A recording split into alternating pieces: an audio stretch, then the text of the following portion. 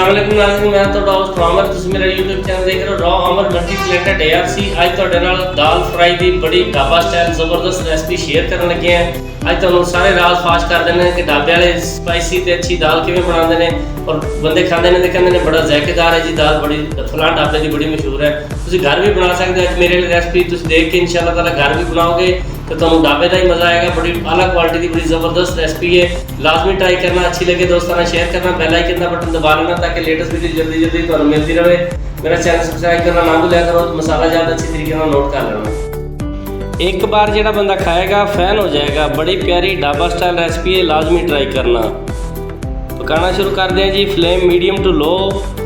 Oil add करांगे fry pan के अंदर 3 चम्मच छोटे वाले।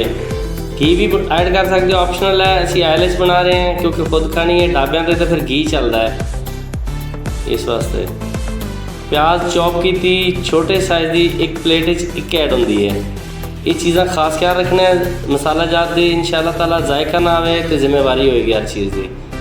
इनू लाइट ब्राउन तक फ्राई करांगे प्याज नू घी के अंदर।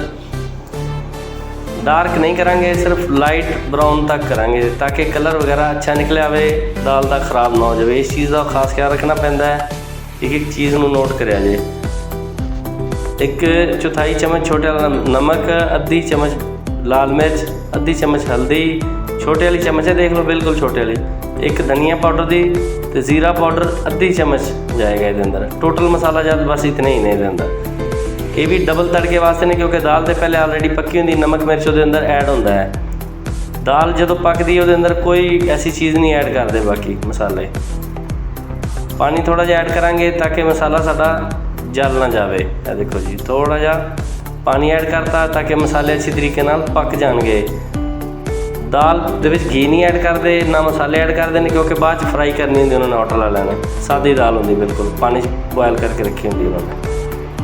दाल 1 प्लेट ऐड करांगे इसके अंदर। देखो बिल्कुल सादी दाल है, कोई उसका कलर नहीं, कोई कुछ नहीं। कलर हुण निकलणगे, जायके हुण बनणगे।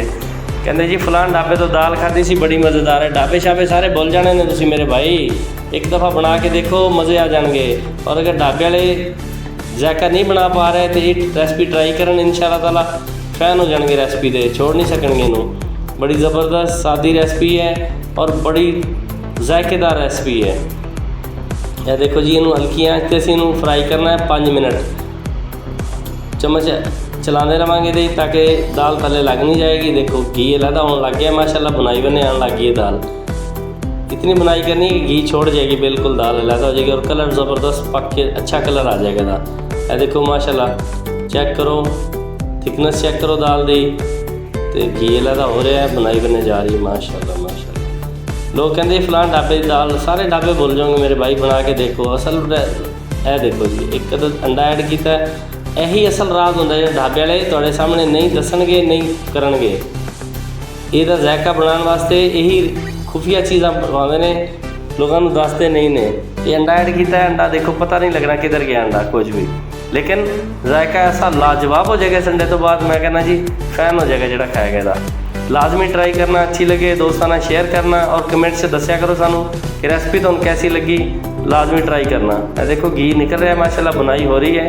आंच मीडियम टू लो ही है, दम वाला फ्लेम जिन्होंने कहते हैं। ज़बरदस्त है देखो जी बुनाई हो गई है 5 मिनट पूरी। दाल की फाइनल लुक चेक करो, कलर चेक करो, अच्छी लगे तो ट्राई करो, फैन हो जाओगे इंशाअल्लाह ताला। बहुत प्यारी लजीज दाल बनेगी। मिक्स दाल की रेसिपी ऑलरेडी मेरे चैनल पर मौजूद है, जिस बंदे ने देखनी हो पहले। ये फ्राई का नहीं सी तरीका दिता है, ये अज दोबारा वीडियो फ्राई की ऐड कर दी है। वैसे मिक्स दाल पकाने का तरीका ऑलरेडी मेरे चैनल पर मौजूद है, जिस भाई को जरूरत हो वो सर्च करके देख सकता है।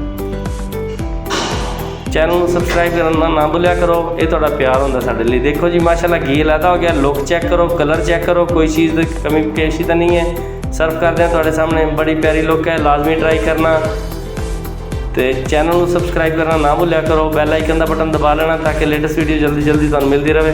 अल्लाह हाफ़िज़, मिलते हैं एक न्यू वीडियो।